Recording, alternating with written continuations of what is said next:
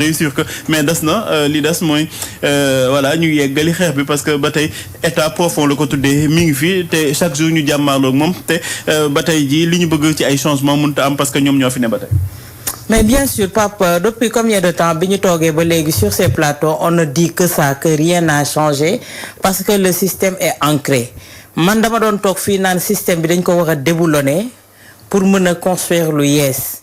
Et boobu ba léegi wax ma lan moo ci bougé wax ma lan moo changé entre-temps lan moo fi bougé lan moo changé il a évoqué la justice qu'est-ce qu'il a dit de nouveau loo xamante ne ñun ñëpp waxuñu ko fii sur ces plateaux-là lan moo fi xew loo xamante ne tey askan wi seen bopp dañu laisser de toog di leen xool parce que tey bi ñu naan réew mi su doxee ci justice bi la su doxulee ci justice bi la tey justice boobu ñoom bi ñu ñëwee dañu ne woon il faut ñu gaawantu fast track même pour apporter des réformes mais réformes yooyu lan lañ fi def dañu woote jam ñaajo toog lël boobu ay xaalis koppar la ñu génnee pour def ko ñu génnee tënk kayit gi jox le président de la République boobu ba léegi da nga dégg dara ci réforme yooyu par rapport à la justice li fi xewoon de 2021 à 2024 ñi nga xamante ne dañu jàppoon ne ils sont mouillés jusqu'au cou ñooñu lan la ñu mujj ci ñoom ban sanction la ñu am affectation ou à Tambacounda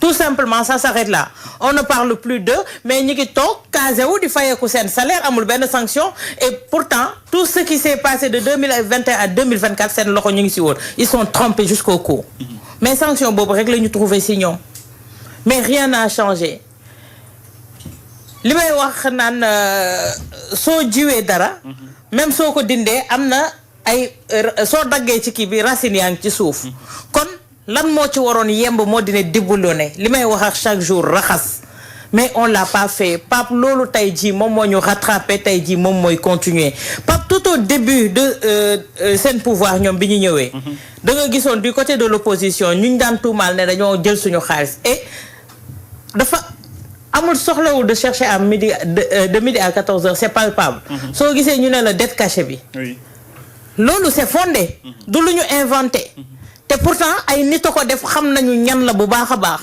y a eu des détournements ñan la ñu sanctionné les dages te sanction bi fan la mujjee soo fayee ñu jox la ñenn ñi fay ñu bàyyi la ñu dem seen yoon ñeneen ñi fayuñu ñu kii à coup de milliards ñooñu la ñu bàyyi à coup de millions ba léegi ñu ngi en détention muy 2 poids 2 mesures boobu ba léegi nga xam te ne loolu lañ doon jooy ci justice bi moom moo ci nekk moom moo fi tege kon tey ji y a rien de nouveau liñ ñu waxoon dagaanee ko baatu askan bi ba léegi ñoom mënaguñ koo jëmmal parce que le système est là ancré li may wax ñoom bi ñuy doog a ñëw ces gens là avaient peur ñoom ñëpp dañu teerewu woon déggoo leen gisoo leen mais bi ñu demee ba gis ne y a dialogue y a réconciliation ñoom am nañu fit ñu tegal leen coalition pour ñu rallier si am nañu fit nga toog dégg ñu ne la kenn koo xamante ne ci nguur gi fi passé dafa am dossier boo xamante ne dañ ko épinglé président ne dossier bi dañ ko commandité woon na lii ak lii ñu jàpp ne mi ngi koy jéem a disculper mais yooyu yëpp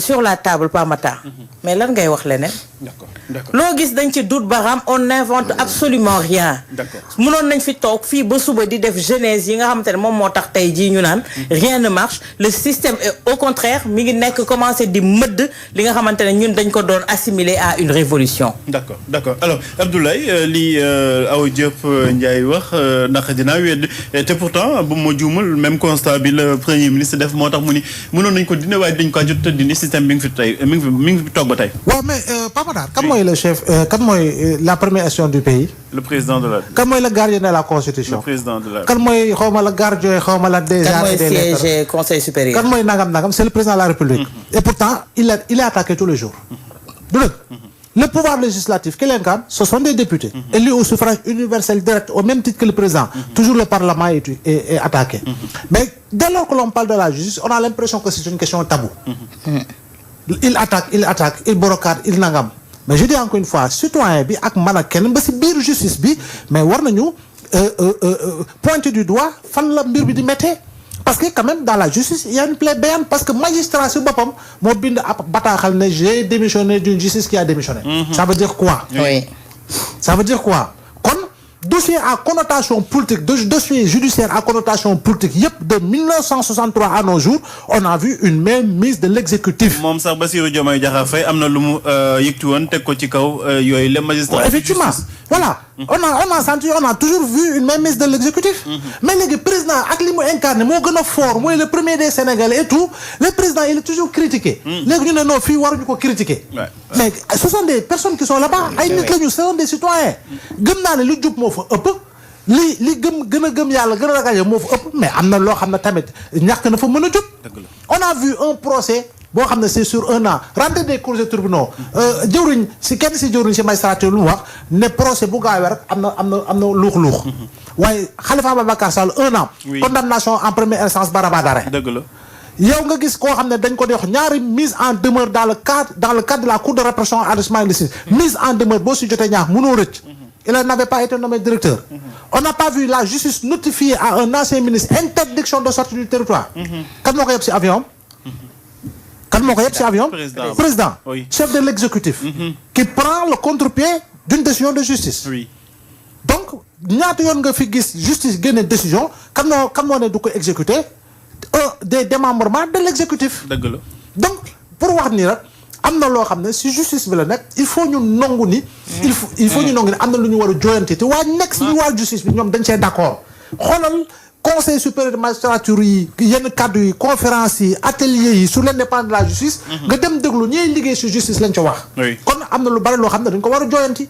tey jii lu tax bu ñu nee magistrat rek lépp lu mu mën a def comme fourlure mooy yónnee nañ la inspection générale de l'administration judiciaire. Le ministre il est traduit devant la haute cour de justice. Le président est passible d'être traduit devant la haute cour de justice. Le député il est traduit en justice. Et le magistrat. Oui. bañ ko jéemee ni dañ ko bëgg yóbbu assemblée dañoo bañ. Voilà donc pour man du question ne da ngay non attaque Abdoulaye Wade en sa qualité de président de la République amoon na une conférence internationale qui a réuni à Dakar la magistrature pratiquement africaine xawma du monde mais amul lu mu yàqul woon si magistrat yi fii. te boobu mi ngi nekk président de la République. ne leen soo leen mayoon seen indépendance dañuy ñëw yeewaat seen bopp. Voilà xaalis ak carrière. genre yooyu donc pour man. am na lu bari loo xam ne il faut que ñoom ñu ko tudd nekkoon ci magistrat bi di ko tudd dut baaraam. mais surtout itam di ko dut baaraam ndax xam yaa ngi dut baaraam feebar bu nekk Assemblée nationale. ak feebar ba nekk ci palais. d'accord alors Ibrahima tey ji lu mu tudd la justice nekkul un monde à part ay jënewuñu fa ay nit a fa nekk ñoo xamante ne au service du contribuable sénégalais nañu voilà pourquoi bu ñu waxee dara jëm ci ñoom rek ñu ne waruñu leen critiquer dañ leen war a bàyyi ñu def seen liggéey. Bon man je pense que les juges c'est des humains c'est pas des demi-dieux. Oui. Loolu moo tax les décisions qu'ils rendent sont susceptibles de recours. Quand un juge rend une ordonnance wala une décision au niveau de l'échelon le plus inférieur de la justice, il est susceptible d'être attaqué en recours. Donc loolu moo indi appel, loolu moo indi cassation, loolu moo indi rabat d'arrêt. Donc justice boo gisee mu am un consensus pratiquement mondial pour ne pas critiquer les décisions de justice sont faites pour être critiquées. Boo demee fële à la faculté de droit les étudiants de première et de deuxième année ils ne font que critiquer des décisions de justice commenter mooy critiquer. Donc c'est pas ça le problème mais le problème c'est de s'attaquer à quelque chose loo xam ne ñëpp dañ d'accord nangu ne c'est une vertu. Beneen bi mooy man je sais pas hier c'est que Ousmane Sonko qui parlait. Est-ce que c'est le président de Pastef wala c'est le premier ministre? Loolu c'est une question. Beneen bi mooy un constat. Le constat c'est une incohérence. Tu vois le matin ou la veille tu rencontres les hommes d'affaires marocains. Vous signez des accords bilatéraux, des accords de coopération. Oui. Tu rencontres en tout cas au niveau de la commission mixte ils ont dit que le cap c'est 170 accords. Mais accords yooyu bu ñu fi ñooñu ces accords-là sont portés par des hommes d'affaires et ces hommes d'affaires-là ils ne vont que dans un environnement où la justice est dañ gëm ne foofu am na justice. Tu peux pas signer des accords, demander à des investisseurs marocains de venir mettre leur billet au niveau du Sénégal et puis leur dire que non, on n'a pas de justice, on a une justice pourrie. Parce que le Marocain qui écoute là-bas Ousmane Sonko, il fait pas le distinguo entre le président de Pastef qui s'adresse à ses militants et le premier ministre du Sénégal. C'est le premier ministre du Sénégal qui parle et qui parle de sa justice. Donc dañuy naan man en tout cas su ma nekkoon à leur place en tant que en tant que investisseur wala potentiel investisseur marocain, je dis que non, je vais y réfléchir par deux fois parce que kii c'est comment dirais-je quelqu'un une personnalité qui incarne l'exécutif au plus haut niveau moom moo ne seen justice bi baaxul boobu c'est un constat. Une autre chose maintenant que je trouve vraiment qui n'est pas élégante, voilà deux choses que je trouve inélégantes. C'est d'abord de parler des affaires internes du pays à l'extérieur, parce que aujourd'hui dans tous les pays civilisés les gens se le refusent. L'autre chose c'est de continuer tout le temps à s'attaquer à des gens qui sont vêtus d'une obligation de réserve. ñoo xam ne duñ la mës a tontu. Peut-être que c'est l'UMS qui va le faire. Je sais pas, depuis le matin, les gens sont en train de dire l'UMS n'a pas tenu de répondre. Mais les magistrats, en tant que, comment dirais-je, en tant que fonctionnaire, en tant que serviteur du droit, doivent dire que ben magistrat bouille gagne. Nan day tontu Ousmane Sonko parce que simplement il a une obligation de réserve. Et bu nekkee lu muy wax dëgg la aussi est-ce que. Man bu nekkee lu muy wax dëgg la aussi. Il ne m'appartient pas de dire ou est-ce que du constat rek la def finalement. Et moi aussi j'ai fait mes constats. C'est-à-dire Ousmane Sonko aujourd'hui il n'est pas Ibrahima Anne. Man je peux faire mes constats ça n'ébranle rien du tout. Ousmane Sonko c'est un premier ministre c'est quelqu'un qui a signé le matin des accords de coopération avec le Maroc.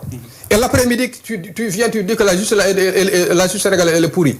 Donc tu veux que dans ces conditions-là que les gens viennent et mettre ici leur bille. Ils vont pas le faire. Si, ils vont le faire. Non, c'est question de cohérence. Ils viendront. Ils ne vont pas dire. Non, ils ne vont pas venir. C'est parce qu'ils ont critiqué que ces investisseurs ne vont pas. Non, je ne vais pas dans un pays où ça va. Le Premier ministre dit que cette justice-là, elle n'est pas une bonne justice. Parce que justice, c'est un environnement des affaires. On a vu Trump. Non, tu prends un mauvais exemple. Non, tu choisis un mauvais exemple. Là, on parle d'Ousmane Sonko. On parle de justice. Je suis à la parole. On parle de justice. Je suis à la parole. Balaa may wax kañ ñu déglu ma pare. Non, man kay ñu ngi déglu. Voilà, yaakaar naa rentrée solennelle des cours et tribunaux bi passé jeudi passé. Oui. Les magistrats xam nga ça c'est une rencontre très importante. Du ay affaire yu feet nii rek ndaje. Oui. Président de la République moo koy jiite nga xam ne mooy garantir l'indépendance de la justice. keroog xam na la leen wax. da leen wax ne li may def ni ak yéen c'est la deuxième fois ma koy def depuis que je suis élu. yéen xam ngeen li Sénégal di xaar si yéen. ils ont le droit d'être inquiets de se poser des questions et d'être même parfois di leen attaquer parfois parce que dafa am peut-être loo xam ne dañ koy xaar te gisaguñ ko. justice c'est ça la justice également. donc loolu bu bi ko magistrat yi déggee dëgg. war nañu mën a xam ne que indépendance bi am na indépendance bi am na loo xam ne si ñoom la dépendre. Parce que le président ne peut pas être bon. Certains prêtent, je crois, au président certaines décisions yoo xam ne wala yoo xam ne mën na ko jël. Mais la justice ku ne xam ne en tout cas sur la question de réduction des comptes. mais am na mu ngi dox à son rythme. Des gens sont entendus, des gens sont envoyés en prison, d'autres sont sous bracelet électronique. Finalement libérés. am na ñoo xam ne libéré nañ leen. xam nga fi ñu lu ñu war a duut baaraam. te loolu ça concerne aussi bien le président de la République le premier ministre et l'Assemblée nationale. mooy cette histoire de 80 ou 65 morts de 2021 à 2024. foofu daal laa gisagul dara yëngu. loolu nag lu ko mën a yëngal mooy lan mooy il faut une enquête d'abord. parce que jusque là il y a peut-être que des supputations diw defoon na lii diw defoon na lii il y a des gens yoo xam ne jàpp nañ ne ils ont joué un rôle dans cette affaire-là mais nañ leen woo ñu ubbi enquête sinon on continuera à parler toujours de victimes toujours de martyrs des martyrs de 2021 les 85 morts ba 5 ans yi jeex te doo dégg benn enquête. Georges loolu yëpp am na lu ko gën a yomb mooy abroger la loi d'amnistie. man wax naa la ko fii keroog. ils ont 130 députés 665 ginnaaw ko abroger la loi d'amnistie. bu ñuy commencé fii débat bi affaire yi. dama leen waxoon dama leen fu mu nekk nii. comme les gens se jettent les responsabilités. les gens de Macky Sall dañu ne waa Pastef ñoo indi. waa Pastef ne régime Macky Sall. Le Conseil constitutionnel dit clairement qu'on n'a pas besoin d'abroger. On n'a pas besoin d'abroger. Même si on n'a pas besoin d'abroger, mais qu'on commence le truc. Mais ils l'ont pas commencé à qui? ça arrange tout le monde parce que le président. Il y a des infractions qui sont imprescriptibles. Voilà justement. yoo xam ne jarul amnistie jarul ñàkk amnistie. waaw mi ngi noonu kon loi d'amnistie on ne peut pas en parler. L'état est là. D'accord. La justice est là ils n'ont qu'à faire le job. D'accord. gis nga Pape. Oui, ñi nga xamante ne ci wàllu kii yooyu te ci wàllu yoon. am na ci ñoo xamante ne da nga doon toog jàkkaarloog juge mu ne la juge d'instruction mu ne la dama lay placer aw ma ci pexe. parce que la décision ne l'appartenait pas. ah loolu de musiba la. waaw léegi ñooñu lan lañ leen sanctionné yóbbu leen benn dëkk bàyyi leen fa pourtant dañuy continuer di def seen liggéey di percevoir seen salaire léegi kañ la ñuy régler problème bi man xaalis bi ñu dépensé yëpp pour liggéey ci wàllu réforme bi après ñu jël ko ranger ko aux oubliettes toog di xoolaat nit ñi ñuy waxaat tey wàllu justice. pour man c'est une honte. d'accord di leen nuyu bu baax a baax ñoom ñu féetee foofu ca Tambacounda 99.3 dañu mën a suivre ci Walfadjri rajo alors.